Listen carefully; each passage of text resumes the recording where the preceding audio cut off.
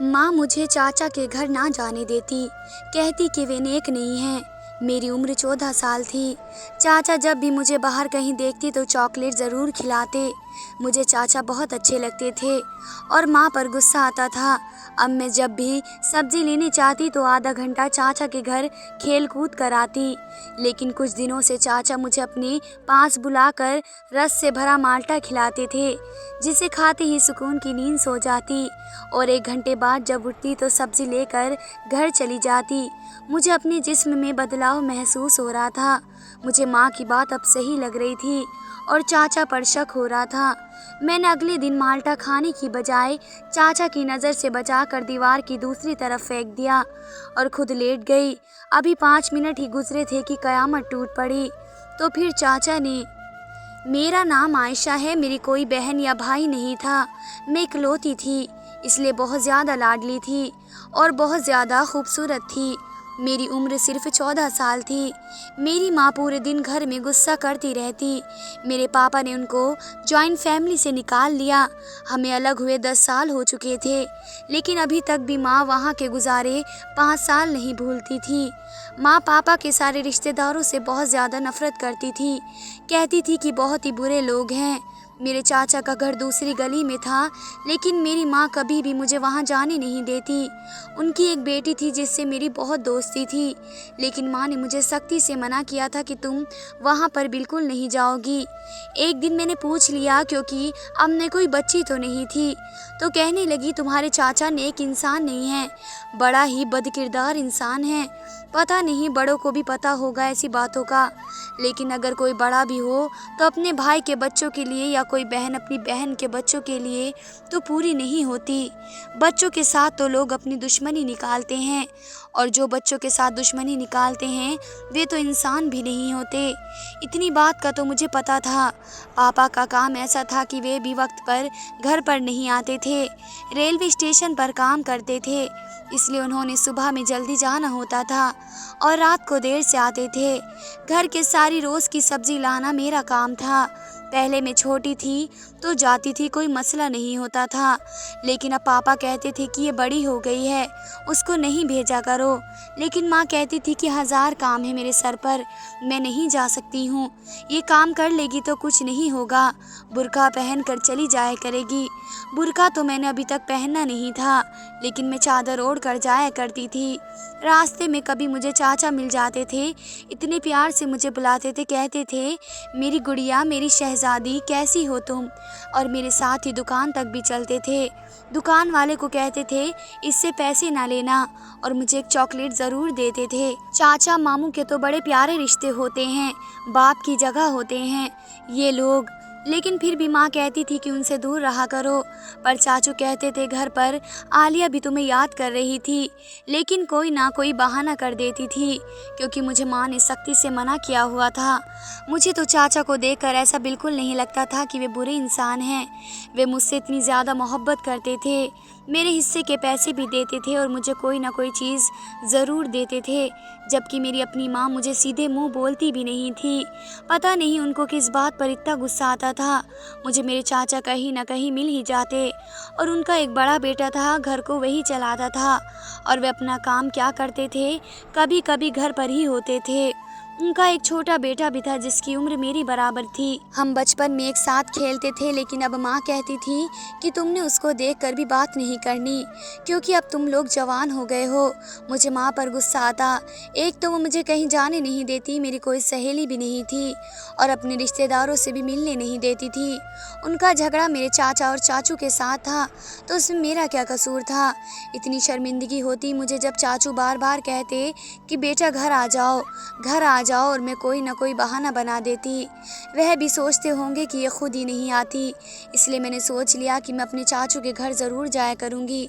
मेरी माँ जो मर्ज़ी करे, मुझे परवाह नहीं है, आखिर वे लोग मेरे अपने हैं, और पापा ने भी कभी ऐसी कोई बात नहीं की। अगर माँ को कोई शख्स बुरा लगता है तो ये उनका मसला है, मेरा नहीं। मैं जब पहले दिन चाचू के घर गई तो वे लोग इतने खुश हुए, ऐसा लग रहा था जैसे मैं कोई बहुत बड़ी हस्ती हूँ। मेरी चाची भी बहुत खुश थी। मेरे आगे खाने पीने की इतनी सारी चीज़ें रखी और चाची ने कहा कि आज तो मेरी बेटी घर आई है। मैं तो बहुत ज़्यादा खुश हूँ। मैं भी बहुत ज़्यादा खुश थी। बस अब मेरी रूटीन बना लिया। मैं सब्ज़ी लेने के बहाने घर से निकलती और 1 घंटे या आधे घंटे अपने चाचू के घर में खेल कूद कर आती उनकी बेटी के साथ। माँ पूछती तो कहती कि भीड़ बहुत ज़्यादा थी इसलिए देर हो गई। कोई ना कोई बहाना कर देती थी। वैसे भी स्कूल में तो हमारा दाखिला करवाया ही नहीं था, लेकिन चाचा की बेटी पढ़ रही थी और ये बहुत अच्छी बात थी। इसलिए वे दोपहर में घर नहीं होती थी और मेरा दोपहर में ही जाने का वक्त होता था। वे मुझे कभी कभी ही मिलती थी, जब या तो इतवार होता या फिर उसने छुट्टी करनी होती थी। चाचा का बेटा जिसकी उम्र मेरी बराबर थी, उसका नाम हसन था। वे भी बहुत अच्छा था। वे अपने फ़ोन में ही मशरूफ़ रहता था, लेकिन कभी कभी मुझसे बात कर लेता था। पर कुछ दिनों से बहुत अजीब हरकत हो रही थी। चाचा मुझे एक रस भरा माल्टा खिलाते और कहते कि ये देखो, ये मैंने तुम्हारे लिए लेकर आया हूँ। सर्दी आ रही है, अभी तो एक माल्टा 50 रुपए का मिल रहा है, लेकिन अपनी प्यारी बेटी के लिए तो मैं ला सकता हूँ। पर मुझे हैरान इस बात पर होती कि वे माल्टा तो मुझे खिलाते थे, अपनी बेटी अपने बेटे में से किसी को नहीं देते। माल्टा खाकर मुझे अजीब सी नींद आ जाती और मैं सो जाती। 1 घंटा या आधे घंटे के लिए मेरी आँख लग जाती। जब तक चाचा भी जा चुके होते, मैं सोचती कि मुझे नींद कैसे आ गई। चाची कहती थी कि कोई बात नहीं, अपने घर में आई हो इसलिए सुकून से है, यहाँ तो नींद आ जाती है। और फिर मैं उठकर सब्ज़ी लेकर वापस अपने घर चली जाती। लेकिन एक दिन अपने घर में दाखिल हुई तो कुछ अजीब बात सुनी। माँ पापा आपस में बुरी तरह लड़ रहे थे। माँ ने कहा कि कभी भी नहीं दूंगी, पागल हूँ मैं, क्या मुझे पागल कुत्ते ने काटा है? मैं खुद अभी इस जहन्नुम से निकली हूँ और अपनी बेटी को इस जहन्नुम में भेज दूँ? हरगिज़ नहीं, कभी भी नहीं, ये हो ही नहीं सकता। पापा कह रहे थे कि अपनी बेटी को तुम्हारी बहन को बेटी नहीं देना है। तुमने मेरी बेटी का रिश्ता एक ऐसे इंसान से करना चाहती हो जो कि नशा करता है। तो माँ ने कहा कि कोई नशा नहीं करता। वह तो उसके बारे में ऐसी अफवाह उड़ाई थी। अपना घर है, उनका अच्छी नौकरी है, वहीं पर करूँगी मैं अपनी बेटी का रिश्ता। मेरे पापा कहने लगे मेरे जीते जी मैं अपनी बेटी का रिश्ता तो नहीं होने दूंगा। और मेरी माँ कहने लगी जब तक मैं ज़िंदा हूँ तब तक तुम्हारी ये ख्वाहिश पूरी नहीं होने दूंगी। मम्मी पापा एक दूसरे से लड़ रहे थे, जैसे आज एक दूसरे के साथ आखिरी दफ़ा लड़ाई कर रहे हैं। लेकिन सुबह तक बिल्कुल ठीक थे। घर का माहौल ख़राब होता जा रहा था, इसलिए मुझे बाहर जाना ज़्यादा अच्छा लगता था। अगले दिन गई तो मेरे चाचा ने मुझे एक माल्टा दिया। मैंने कहा आज मेरा दिल नहीं कर रहा। उन्होंने कहा कि आज मैं माल्टा के साथ चूरन भी लाया हूँ, जो बहुत ही ज़्यादा मज़ेदार है। मैं खुश हो गई क्योंकि मुझे चूरन खाने का बहुत ज़्यादा शौक़ था और मैंने फिर से वे माल्टा खा लिया और थोड़ी देर के बाद मुझे नींद आ गई। लेकिन शाम तक मेरी टांगों और पेट में बहुत ज़्यादा दर्द महसूस हो रहा था। मैंने सोचा कि शायद मैंने चूरन ज़्यादा ही खा लिया और मेरा पेट ख़राब होने लगा है, इसलिए सब कुछ हो रहा है। पर मेरी तबीयत बहुत ज़्यादा ख़राब हो गई। रात को डॉक्टर के पास ले जाना पड़ा। मेरी टांगों में और पेट में बहुत ज़्यादा दर्द होता रहा। डॉक्टर ने पूछा कि क्या खाया था, तब मैंने झूठ बोल दिया कि मैंने कुछ भी नहीं खाया। डॉक्टर ने कहा कि कोई बात नहीं, कुछ खा लिया होगा, याद नहीं होगा, इसलिए दवाई दे दी, दर्द ठीक हो जाएगा। सुबह तक मैं ठीक थी, लेकिन अगले दिन नहीं जा पाई और उससे अगले दिन ज़रूर गई। चाचा ने कहा कि क्या हुआ था, तो मैंने कहा कि कुछ नहीं, तबीयत ख़राब हो गई थी। मैं जिस टाइम चाचा के घर जाती उस टाइम घर में सिर्फ चाचा होते थे, क्योंकि मेरी चाची को देर तक सोने की आदत थी। वह सुबह का नाश्ता करवा कर फिर से सो जाया करती। मेरी कज़िन भी घर नहीं होती, वे स्कूल होती थी और चाचा के बेटा भी घर पर नहीं होता था। घर में बहुत ज़्यादा सुकून था और वे लोग हमारे से ज़्यादा अमीर भी थे, इसलिए वहाँ पर जाना मुझे अच्छा लगता था। बाहर एक झूला लगा हुआ था जिसके ऊपर मैं झूलती रहती थी। जब तक मैं वहाँ पर रहती चाचा कभी कभी घर में होते थे, लेकिन कभी कभी वे भी चले जाते थे। कहते थे कि अपना घर है, फ्रिज सामने रखा है, जो खाना होगा खा लेना। लेकिन मुझे वह एक माल्टा रोज़ खिलाते और यह रूटीन ही चलती आ रही थी। मुझे माल्टा बहुत पसंद है, ये बात उनको पहले से ही पता थी। चाचा मुझसे पहले ज़्यादा प्यार करते थे, मेरे सर पर हाथ फेरते रहते थे, मुझे अपने करीब उठाते थे और जब तक मैं माल्टा नहीं खाती तब तक मुझे देखते ही रहते थे। एक दिन मैं साइड पर बैठकर खेल रही थी। आज मेरी कज़न घर पर थी और चाची भी जाग गई थी। तो चाची ने मेरे चाचा को कहा कि जो तुम सोच रहे हो बड़ा मुश्किल है। मेरे चाचा ने कहा कि कोई बात नहीं, मुश्किल को आसान करना मुझे आता है, मैं कुछ ना कुछ कर लूँगा, तुम्हें तो कोई मसला नहीं है ना। तो चाची ने कहा कि नहीं, मुझे क्या मसला होगा, मैंने तो आज तक आपके किसी मामले में एक लफ्ज़ नहीं बोला, हमेशा आपकी बात मानी है। और वे दोनों बात करते हुए मुझे ही देख रहे थे। चाचा ने कहा कि तुम्हारी अच्छी आदत है, तुम अच्छी औरत हो। मुझे उनकी बातें समझ नहीं आई, लेकिन मेरे साथ न जाने आजकल क्या हो रहा था। एक तो मेरे चाचा के घर से आने के बाद तबीयत ख़राब हो जाती, अब मुझे मेरा जिस्म भी कुछ अजीब लग रहा था। मैं मोटी होती जा रही थी, मेरा पेट भी बाहर निकल रहा था, लेकिन मैं तो ऐसी कोई चीज़ नहीं खाती थी। माँ मुझे सब्ज़ी लेने भेजती तो सब्ज़ी के पैसे भी पूरे देती थी। कभी ऐसा नहीं हुआ कि 10 या 5 रुपए ज़्यादा हों तो मैं उनसे कोई चीज़ ले लूँ। चाची के घर जाकर भी सिर्फ एक माल्टा ही खाती थी। वे तो कहती थी कि जो मर्ज़ी है खा लो, फ्रिज सामने रखा है, क्या खाना है तुमने बताओ, मुझे मैं बनाती हूँ। मैं शर्माती थी और कभी उनसे कुछ नहीं कहती थी, क्योंकि अचानक से मुझे मेरे चाचा की नज़र कुछ ठीक नहीं लग रही थी। शायद मेरी माँ की बात ठीक थी, कोई ना कोई गड़बड़ ज़रूर थी। माल्टा खाने से मुझे नींद क्यों आ जाती थी, जबकि पहले तो मेरे साथ ऐसा कभी नहीं होता था। मैं कोई इतनी थकी हुई भी नहीं होती कि दिन पूरा सोती रहूं। मेरी टांगों में आजकल बहुत ज़्यादा दर्द रहने लगा, मेरी कमर में भी और मेरे जिस्म में भी अजीब तरीके से बढ़ रहा था। समझ नहीं आ रहा था कि क्या हो रहा है। माँ ने भी मुझे देखकर कहना शुरू कर दिया कि खाना कम खाओ, वक्त से पहले ही औरत की तरह लगना शुरू हो गई हो। मैंने कहा कि औरत की तरह लगने से क्या मतलब है, तो उन्होंने कहा कि ज़्यादा बच्ची बनने की ज़रूरत नहीं है, मैं तेरी जितनी थी तो मेरी शादी हो गई थी, और तुझे उन बातों का पता नहीं कि आजकल तो बच्चों को भी सब कुछ मालूम होता है। एक दिन मैंने माँ से पूछ लिया कि आप सुबह कह रही थी कि अब मैं बच्ची नहीं हूँ, तो फिर मुझे बताएं कि आप चाचा से नफ़रत क्यों करती हैं। माँ ने कहा कि छोड़ दे, बात जान कर क्या करेगी।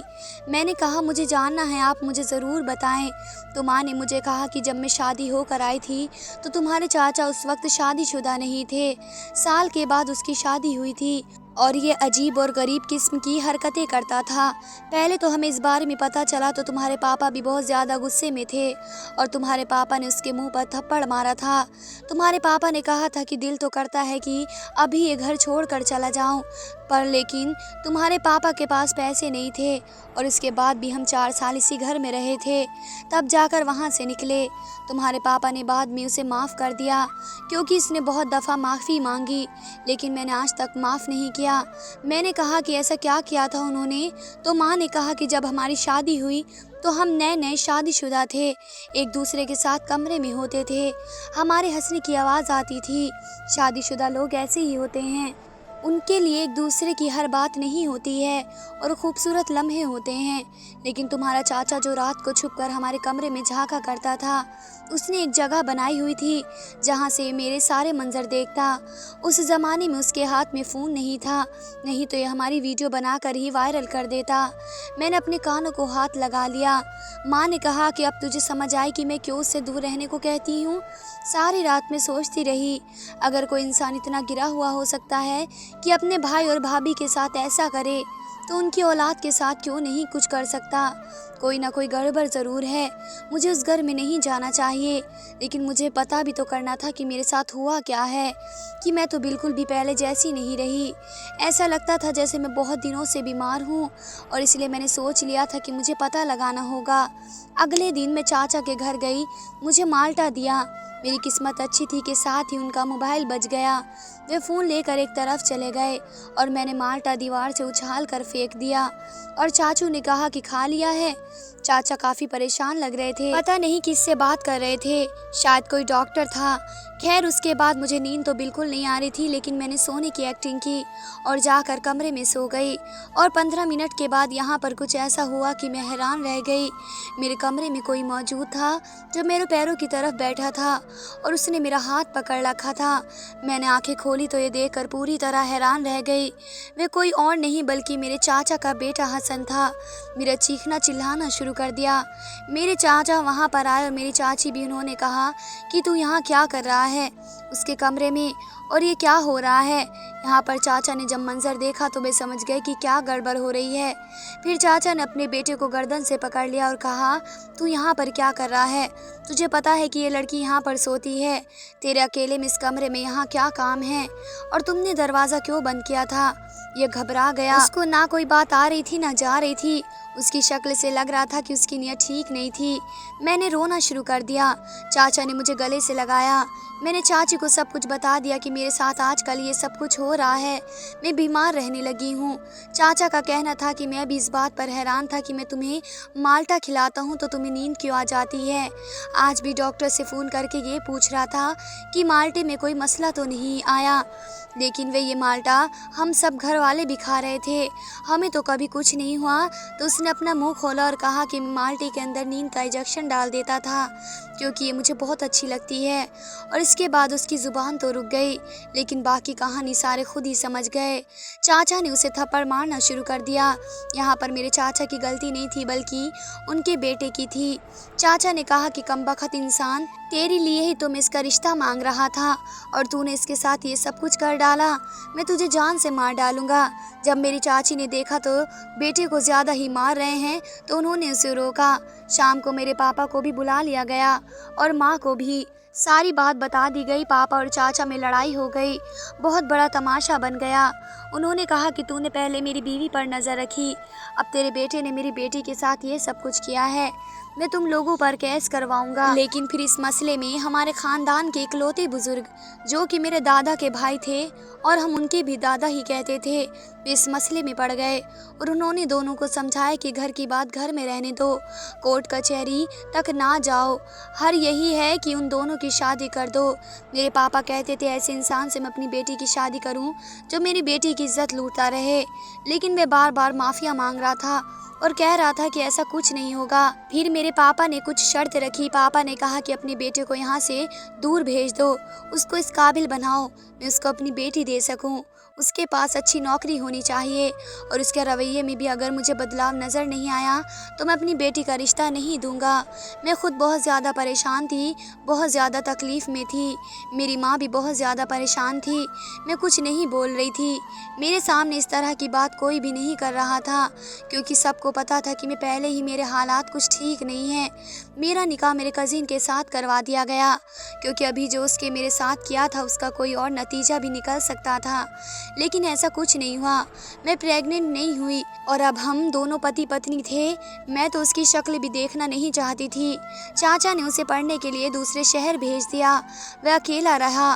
ज़िंदगी की मुश्किलों में पड़े तो उसको थोड़ी अक्ल आएगी। जब हम लोग 21 और 22 साल के हुए तब हमारी शादी हुई। हसन ने हाथ जोड़कर माफ़ी मांगी और कहा कि मैं बहक गया था, लेकिन तुम मेरी बीवी हो, मेरी इज़्ज़त हो। मैंने कहा कि मैं तुम्हारी इज़्ज़त कहाँ, तुम तो मेरी इज़्ज़त पहले ही लूट चुके हो। मैंने उसे बहुत ज़्यादा तरसाया, अपने करीब नहीं आने दिया, उसे एहसास दिलाया कि उसने मेरे साथ बहुत बुरा किया है, लेकिन फिर आखिर में मैंने उसे माफ़ कर दिया क्योंकि वह मेरा पति था। मेरे चाचा कहते थे कि मैंने अपनी जवानी में एक गलती की थी, मुझे उस गलती की सज़ा मिली थी। मैंने अपने बड़े भाई को हमेशा के लिए खो दिया। उसकी आंखों में फिर मेरे लिए कभी इज्जत नहीं थी और ऐसी ही एक गलती मेरे बेटे ने कर दी। अगर उसकी शादी उस लड़की से नहीं करवाता तो ये और भी ज़्यादा बिगड़ जाता, मगर अभी भी वे इस फैसले से बेफिक्र नहीं थे। हम लोग ऊपर वाले पोर्शन में रहते थे लेकिन उनके साथ ही रहते थे।